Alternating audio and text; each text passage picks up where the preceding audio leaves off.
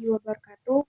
Saya Asia Lukba Salsabila dengan NIM 1263112010005. Di sini saya akan melanjutkan penjelasan dari Mbak Dinda, yaitu teknik penulisan laporan penelitian dan proposal atau rancangan penelitian. A. Fungsi, jenis, dan bentuk laporan hasil penelitian. Laporan hasil penelitian berfungsi untuk memenuhi beberapa keperluan. Yang pertama yaitu laporan hasil penelitian dimanfaatkan untuk keperluan studi akademis. Yang kedua digunakan untuk keperluan perkembangan ilmu pengetahuan sebagai salah satu fungsi penelitian. Yang ketiga, penelitian dilakukan karena keperluan lembaga masyarakat, pemerintahan, atau bisnis. Yang keempat yaitu penulisan hasil laporan dapat dimanfaatkan untuk keperluan publikasi ilmiah. Namun fungsi terakhir ini lebih mengarah pada publikasi ilmiah karena suatu dorongan tertentu.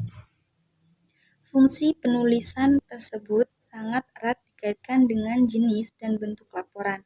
Yang pertama yaitu jenis laporan yang dilakukan oleh mahasiswa S1 pada akhir tahun masa studinya dan S2 melakukan tesis. Yang kedua yaitu publikasi ilmiah yang dilakukan peneliti pada majalah seperti jurnal. Yang ketiga yaitu laporan yang ditunjukkan kepada pembuat keputusan atau kebijaksanaan. Yang keempat yaitu bentuk tulisan sebagai hasil penelitian yang dilemparkan kepada masyarakat awam. Kerangka laporan penelitian meliputi satu latar belakang masalah dan tujuan penelitian. Nah, poin 1 ini meliputi latar belakang penelitian masalah dan pembatasan penelitian tujuan, kegunaan, dan prospek penelitian. Yang kedua yaitu acuan teori. Acuan teori ini meliputi judulnya sesuai fokus penelitian, subjudulnya sesuai subfokus 1, subjudulnya sesuai subfokus. Yang ketiga yaitu metodologi. Deskripsi latar penelitian, entry, dan kehadiran penelitian. Keempat yaitu penyajian data. Deskripsi penemuan yang diorganisasikan di sekitar pernyataan-pernyataan peneliti dan memakai informasi. 2. Deskripsi hasil analisis data. Dan yang ketiga, penafsiran dan penjelasan. Selanjutnya yaitu 5. Teknik pemeriksaan keabsahan data. Dan yang keenam yaitu kesimpulan dan rekomendasi. Selanjutnya yaitu isi laporan. Isi laporan ini memiliki 2 poin. Yang pertama pertimbangan substantif dan yang kedua pertimbangan metodologis. Pertimbangan substantif 1. Masalah, evaluan, atau pilihan kebijaksanaan. Yang kedua konteks atau latar. Yang ketiga hal-hal yang menonjol. Dan yang keempat hasil. Selanjutnya yaitu pertimbangan metodologis. Memiliki 2 poin. Yang pertama peneliti dan yang kedua metode keabsahan data dan strategi penulisan laporan. Yang pertama langkah-langkah penulisan laporan. Lincoln dan Guba membagi langkah-langkah penulisan itu ke dalam 2 tahap besar, yaitu tahap awal dan tahap penulisan yang sebenarnya. Kedua penulis itu menamakan tahap awal itu sebagai tugas organisasional. Nah, ada 3 kelompok tugas organisasional yang diperlukan. Yang pertama yaitu penyusun materi data sehingga bahan-bahan itu dapat secepatnya tersedia apabila diperlukan. Yang kedua yaitu penyusunan kerangka laporan. Yang ketiga mengadakan uji silang antara indeks bahan data dengan kerangka yang baru disusun. Yang kedua yaitu teknik penulisan laporan, meliputi tesis, tema, dan topik. Tesis adalah proposi yang diajukan kemudian diikuti argumentasi.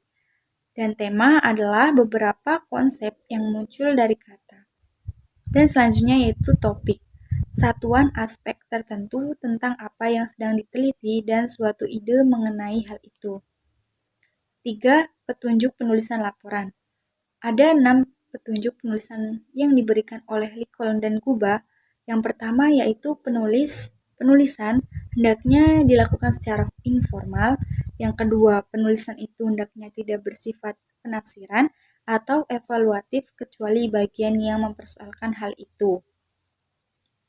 Yang ketiga, penulis hendaknya menyadari jangan sampai terlalu banyak data yang dimasukkan. Yang keempat, penulis hendaknya tetap menghormati janji, tidak menuliskan nama dan menjaga kerahasiaan. Kelima, yaitu penulis hendaknya tetap melaksanakan penjajakan audit.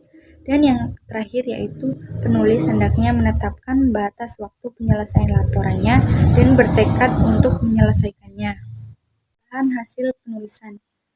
Yang pertama yaitu penelaahan perlu dilakukan oleh anggota tim penelitian itu sendiri.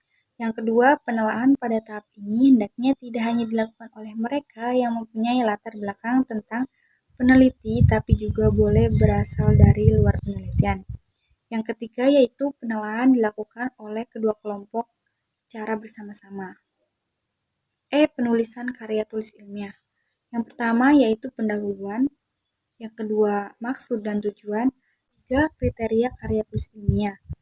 Memiliki 3 poin. Yang pertama kriteria konseptual, yang kedua kriteria prosedural, dan yang ketiga kriteria teknikal. Pada kriteria prosedural, para ilmuwan telah menyusun format untuk makalah ilmiah yang terdiri dari judul, abstrak, pendahuluan, materi dan metode, temuan atau hasil, diskusi atau pembahasan, kepustakaan yang dikutip. Nah, yang terakhir yaitu kriteria teknikal. Kriteria teknikal ini gaya penulisan karya tulis ilmiah adalah sama, yaitu singkat, akurat, dan tidak menggunakan bahasa berbunga-bunga. Harus mudah dipahami dan isinya memperbolehkan pembaca untuk dapat mereproduksi apa yang ditulis.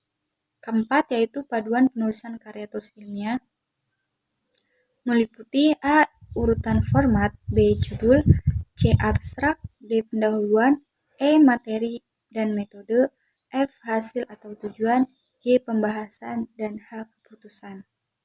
Yaitu proposal atau rancangan penelitian. A. Pengertian proposal penelitian.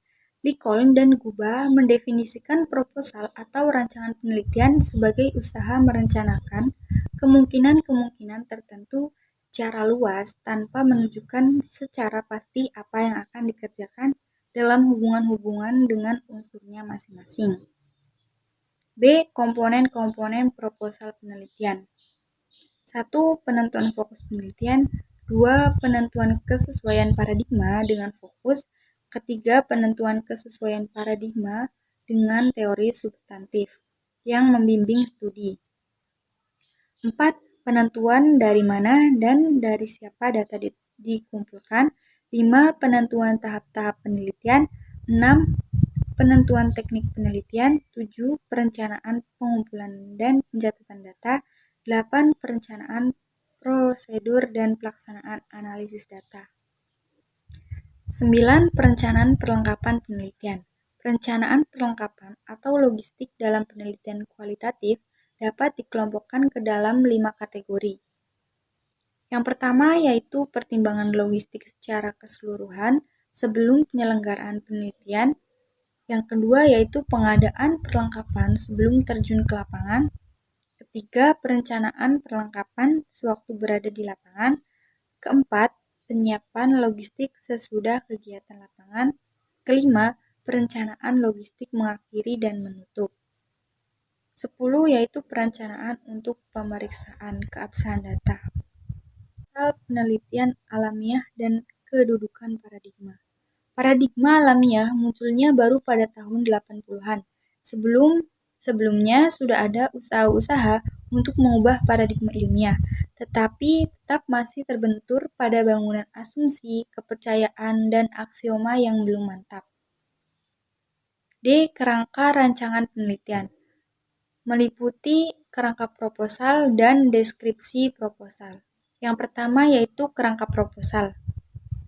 Bab 1 berisi pendahuluan, bab 2 berisi acuan teori, bab 3 berisi metodologi penelitian, bab 4 paparan data dan temuan hasil penelitian, dan yang kelima, kesimpulan, implikasi, dan saran-saran. Selanjutnya yaitu deskripsi proposal. Pada penulis terdapat sekitar 20-an model yang diambil dari internet. Kerangka proposal yang dikemukakan di atas adalah salah satu dari antaranya, dan hal ini sudah penulis sintesiskan dari berbagai model yang ada. Sekian dari saya, kurang dan lebihnya mohon maaf. Wassalamualaikum warahmatullahi wabarakatuh.